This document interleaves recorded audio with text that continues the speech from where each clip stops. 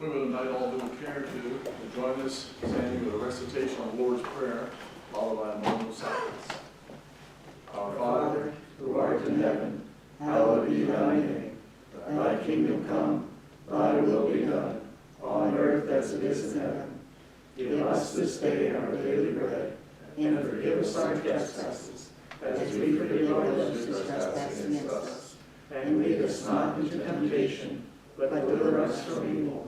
For thine is the kingdom, and the power, and the glory forever. Amen.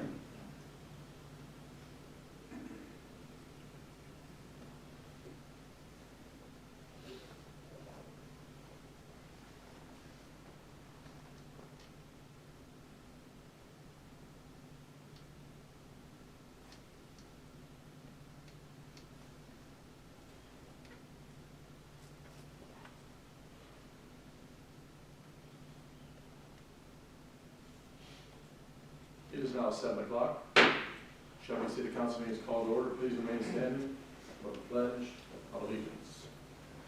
I Pledge allegiance to the flag of the United States of America and to the republic for which it stands, one nation, under God, indivisible, with liberty and justice for all. Be seated, please. Roll call, please, Mr. Crum. Mr. Robb. Here. Mr. Roberts. Here. Mr. Gates. Here. Mr. Martin. Present. Mr. McLaughlin. Here. I will now entertain a motion to dispense with the reading of the journal from January 18th, 2022. So moved. Second. We have a motion by Mr. Roberts and a second by Mr. Gates to dispense with the reading of the journal from January 18th, 2022. Discussion. Roll call, please. Mr. Roberts. Yay. Mr. Gates. Yay.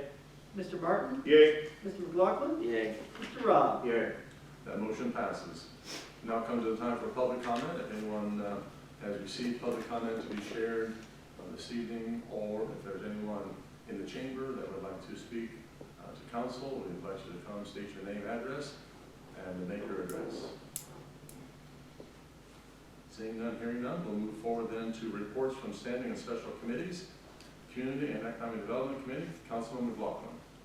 Yes, Mr. Mayor, we did meet this afternoon, and the major topic today was with Christina Drain. She's with the Shelby Historic Preservation Commission, and she'll be giving us the annual report of the commission under new business, so I won't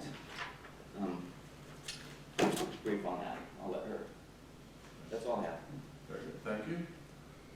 I may add that Kathy Webb was here from the Marvin Memorial Library and had a really nice presentation today, a joint venture with Little Buckeye Museum, Malabar Farm Foundation, and Shelby Memorial Library to bring a traveling exhibit, farm animals and farmland and things of that nature, so children can learn about farming from a different perspective. So, and they also provide books, so that's a very, very nice occasion this afternoon. We're certainly grateful for that collaboration. Are there any other additions or corrections, Mr. Robb? I just want to apologize to Mr. McLaughlin for not attending today's meeting. I got out of town and forgot all about it. Understood. Thank you. Any other comments or questions? If not, we'll move forward then. Thank you, Mr. McLaughlin. We'll move forward to the Public Works and General Operations Committee. Councilman Robb. We had no meeting this month. Okay, there's no meeting. We'll move forward then to the Safety Committee. Councilman Roberts. Thank you, sir. The Safety Committee met on February 2nd at 3:30. Chief Combs brought two guests, the first being Detective John Sigler from the Ontario Police Department. Detective Sigler is a CALEA, which is Commission for Accreditation for Law Enforcement Agencies. He's a manager. Chief Combs would like to move towards accreditation for the police department, and Detective Sigler has offered to help with the process. Accreditation holds great benefits for law enforcement agencies. The second guest was Sean Chitwood, who teaches Brazilian Jiu-Jitsu. Chief Combs would like all officers to have this training. And after my report, if there's any questions, I will have Chief Combs answer any questions you have. There's a lot to it. And if he wants to talk about it, he can certainly do that. I'm not gonna try to explain everything from here. Both Shelby Fire and Shelby Police, they're gonna have officers returning from deployment, so could help with the staffing issues that we have right now. But March 13th, Bob Dean is looking to retire from the fire department, so it's gonna put him short again. So we'll have to have a captain's test to replace Bob. And of course, we thank Bob for all his years of service. We'll have another meeting before he goes, and thank him further. Currently, there's one open position for a firefighter. 11 candidates were interviewed, and Chief Thompson is sure that the position will be filled very soon. Replacing rescue unit 38 was discussed again, and it's going to be, we're moving that to the front burner off the back burner, because it's something that, in the very near future, we're going to want to replace 38 with a new ambulance, like the 39 that we have now. At some point, we want to maybe take over all the EMS runs, and we're going to have two ambulances to do that. Health news, 6 total nuisances being dealt with. 2 of them right now were forwarded to the law director. And we did not discuss this at our meeting, but it's an important thing. We need to talk about Resolution 5 tonight, and the grant that this resolution pertains to was, I understand, a long shot. If you read what it was, we probably had no business getting it. But it was applied for anyway, and we're going to get $20,000 for this grant. So, and with that, all I just want to say is, I appreciate all the time and effort that goes into applying for these grants, even if we don't think we can get it, even if we think they're long shots, and that happens more than just this time, So, and this was.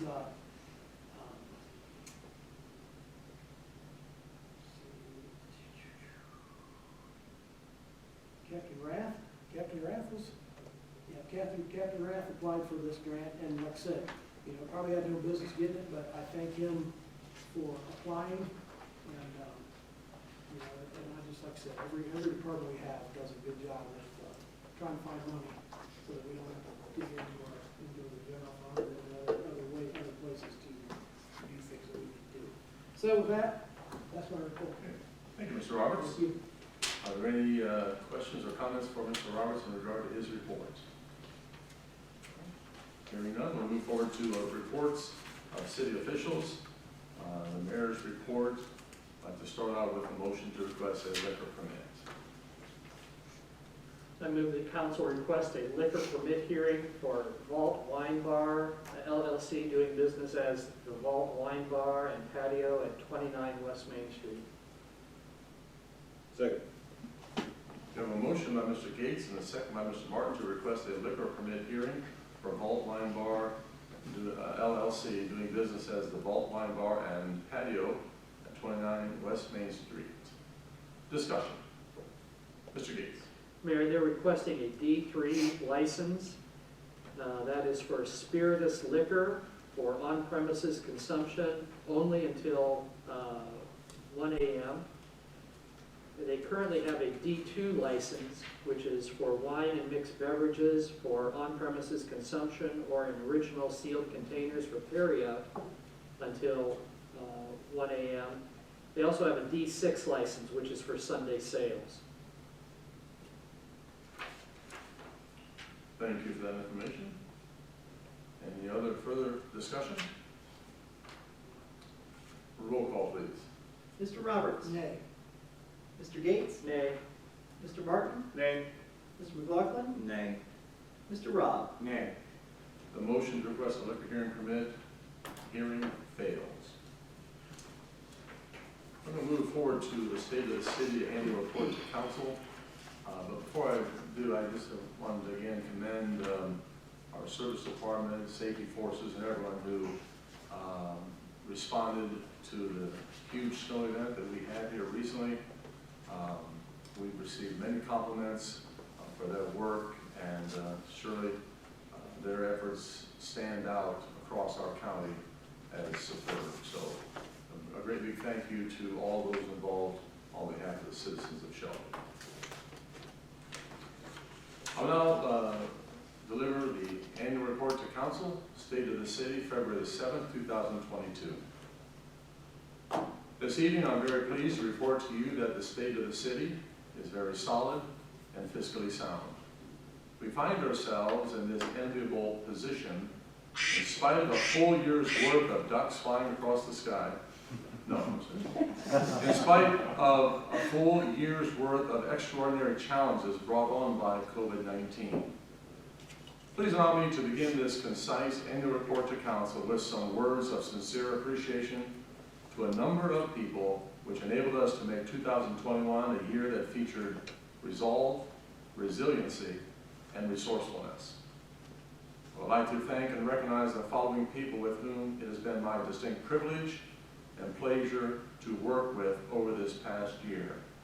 Namely, Councilman Charles Robb, Councilman Darren Roberts, Councilman Garland Gates, Councilman Nathan Martin, and Councilman Steve McLaughlin. Mr. Joe Geis, our project coordinator. Mr. Brian Crum, our director of finance. Ms. Amber Cutlip, our deputy director of finance. Mr. Gordon Eister, our law director. Mr. John Ensman, our director of utilities. Mr. Jerry Marshall, our parks superintendent. Dr. Chow and Beth Conrad of our health department. And Mrs. Jessica Gribben, our economic development liaison. I also want to acknowledge the steady leadership provided by Chief Lance Combs and Chief Mike Thompson when safety forces encountered heretofore unseen adversities. Even in the midst of the most difficult environment, we still celebrated 5 ribbon cuttings and dedications, namely the Rocket Chevrolet reopening, Stump's Discount Merchandise, Black Fork Mercantile and Come to the Well Coffee Shop, and Marvin Memorial Library dedication of their mural, and then the Decor to Adore store on Main Street. In 2021, we celebrated the payoff of the note that funded major upgrades at the water treatment plant. The Shelby City Health Department began a new venture in COVID-19 education and vaccination programs. In March, the Shelby City Health Department underwent a virtual site visit from FAD accreditation officials in the pursuit of our national accreditation. Over the last year, we successfully negotiated contracts and MOUs with our bargaining units, as well as our fire contract with Sharon Township. The city also initiated a ditch petition for the long-term cleanup of the Black Fork River. We also secured a parcel of property near the water treatment plant for access to vital infrastructure. In November, we met all qualifications and standards to become an official B-City USA affiliate. Main Street saw the beginning of our lead service lines replacement project and the unveiling of commemorative and decorative light pole banners. That was an initiative carried out by the Community Improvement Corporation. The year 2021 was truly a remarkable year in that we had visits from 3 notable dignitaries. Governor Mike DeWine was here to visit our vaccination station at the Shelby Community and Senior Center. Actually, it was a vaccination clinic. Lieutenant Governor John Husted was in the city to announce a new tower technician program at North Central State College. And U.S. Senator Sherrod Brown was here to lend support during a difficult point in the negotiation process at ArcelorMittal. We have a good deal of momentum going into the year 2022. Our past accomplishments certainly give us reason for optimism concerning the future. There are many decisions to be made with ARPA funding and infrastructure funding that will be coming our way. I look forward to working with Council to find ways to invest these funds for the long-term benefit of our citizens. The year 2022 may well be marked by uncertainties and limitations due to the worldwide pandemic. With that in mind, I would like to close with 2 quotes attributed to President Ronald Reagan. In regard to uncertainties, he remarked, "The future doesn't belong to the lighthearted, it belongs to the brave." And in regard to limitations, Mr. Reagan said, Never let the things you can't do stop you from doing what you can. So let us move forward with courage and unwavering commitment to serve the people that elected us to public office. Thank you for your continued partnership and public service. May God bless you. May God bless the city of Shelby, and may God bless the United States of America.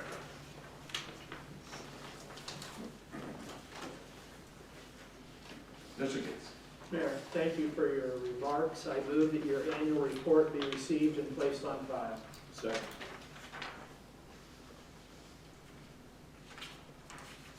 We have a motion by Mr. Gates and a second by Mr. Martin that the annual report to council be received and placed on file. Discussion? Roll call, please. Mr. Roberts. Yay. Mr. Gates. Yay. Mr. Martin. Yay. Mr. McLaughlin. Yay. Mr. Rob. Yay. That motion passes. Thank you, gentlemen. Are there any questions or comments for me? Hearing none, we'll move forward then to Mr. Crum, our Director of Finance. Thank you, sir. Well, the snow luckily doesn't stop the finance department. I spent a lot of that time working on appropriations because we have about a week and a half before our fun little meeting there. So thank you for everybody who's gotten me all of the information that I have so far, and I have a couple of little discussions to have with a few of the other departments to clean things up, but that's going along well. Our income tax department is now in full swing. The IRS has opened their filing about a week ago. We are also getting a lot of returns in. I will remind everyone that April 18th is the tax deadline this year. People are welcome to stop in the office, and our income tax clerks will prepare their returns for them, essentially, if they bring a copy of their 1040 and all their supporting documentation. Or you can mail in a return for us, or if you don't want to do either, you can get onto our website and file your return electronically. So if anybody has any questions about that, feel free to reach out to me or the income tax department. In other news, we're gathering information for our various year-end reports, including our GAAP financial conversion. We haven't heard from the auditors yet, but I expect to hear from them in the very near future regarding the 2021 audit. The only other thing that I really have is we get an annual grant from the Area on Aging for our taxi program to assist our citizens who are 60 and over. That has been an $8,500 grant for the last, at least since I've been here. They did up that to $10,000 this year. So thank you very much to them for assisting us as we help transport our citizens. That's my report. Okay. Thank you, Mr. Crum. Are there any comments or questions for Mr. Crum in regard to his report? Mr. Martin. Just more of a statement, but to reiterate, the electronic filing, that's something new this year, correct? That is correct, yes. So I definitely encourage people to take advantage of that, and it'll prevent you from having to wait in lines. Very good. Mr. Gates. Mayor, when the finance director is in communication with the state auditor, if he can let the folk there know that at least one member of council is concerned about how late the previous audit was received. We didn't get it till October, November. And the concern, of course, if there are things that need to be corrected, we will have gone this last year, 11 months out of the year before we knew what we had to correct for the year. That's too little, too late for this council member's liking. Sure, I agree. Thank you, Mr. Gates. Any further comments or questions? Thank you, Mr. Crum. We'll move on to Mr. Eister, Law Director. Thank you, Mr. Mayor. In follow-up to Councilmember Roberts' report, the 2 nuisance abatement cases delivered to my office have been drafted in complaint form and were delivered to the courthouse today. Thank you. Are there any comments or questions for Mr. Eister in regard to his report? Hearing none, we thank you. We'll forward to Mr. Joe Geis, project coordinator.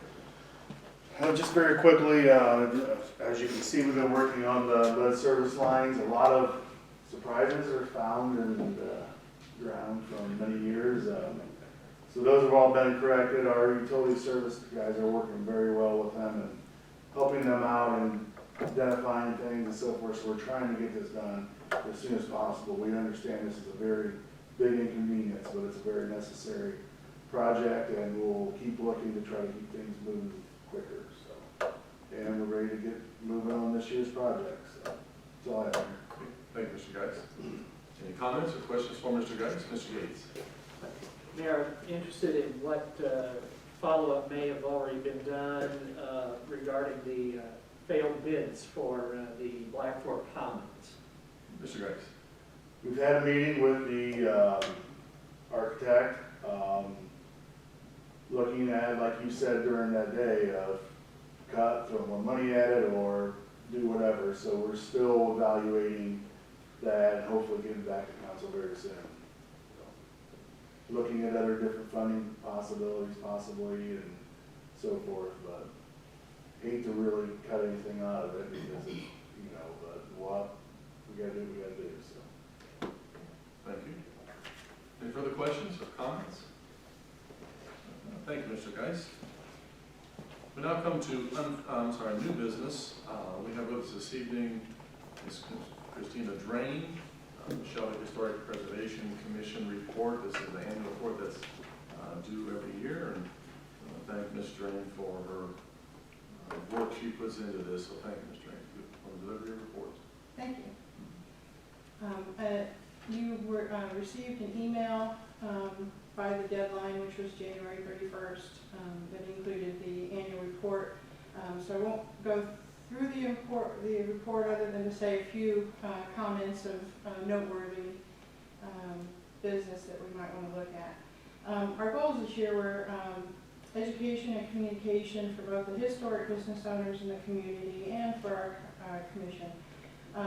We started a window signs program. We were able to get some of them out before COVID hit really hard. We want to try and go back and finish that this spring. We also established a blog that we will put information on. We will put different buildings and a little bit of the history of the buildings, updates so that community owners might want to know about some things of that nature. We also had several commission members attend the Building Doctor Clinic. It was in Mansfield in the fall. It was sponsored by the State Historic Preservation Office. And we are in contact with the office now to actually do a Building Doctor Clinic here in Shelby.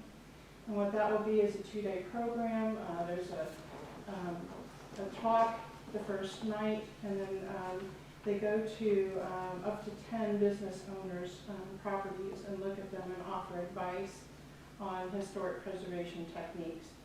So we think that we'll be able to find, at least 7 or 8 buildings that people would like to have more information about. We also became members of the National Trust for Historic Preservation, and with that we were able to attend the National Online Conference. This year it was online, so we didn't have to travel. Very worthwhile. We all got a lot out of that conference. We approved 7 certificates of appropriateness. That's more than in the entire time that we've been in existence. We did that 1 year. We're working with the 8th property owner now to resubmit the certificate of appropriateness if he chooses to. We placed 28 properties that make up the Shelby Center Historic District on the locally designated historic landmarks list. We also placed Most Pure Heart of Mary Church, the Oakland Mausoleum, the Shelby Mutual Building, and the Shelby Pure Milk Barn on the list. So thank you for your vote in adding those to the list. Moving forward, our goals remain the same for this year: education and communication with the historic property owners as well as the public.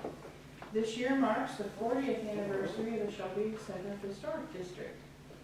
So we have a couple of things in the works. A Google map with the properties marked, and if you've ever seen a Google map where you can put a little pin there, and you can put additional information. We're gonna put a little bit of the history of each building on there so the public can look at that. That'll be on the blog, and they'll be able to find it there. Everything that we put on the blog, we also share to some of the social media like Facebook. Shelby, Ohio, that now has over 5,000 members to it, so that's one of the locations that we use.